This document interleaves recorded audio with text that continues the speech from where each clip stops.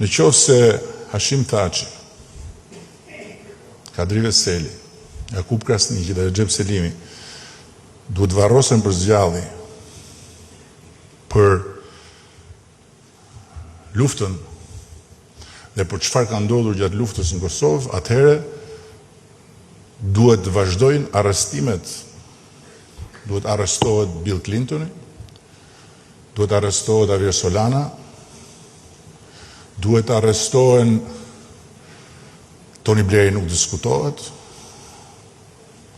kryeministrat e tjerë të vendeve që i dhanë dritën jeshile bombardimeve, dhe faktikisht duhet të ndodhi eksaktësisht ajo që ka predikuar Slobodan Miloševići, që dhe ai bashkë me atë tjetrin Zviceranin mos gjet kur prej aty ku është. Të dy bashkë atje.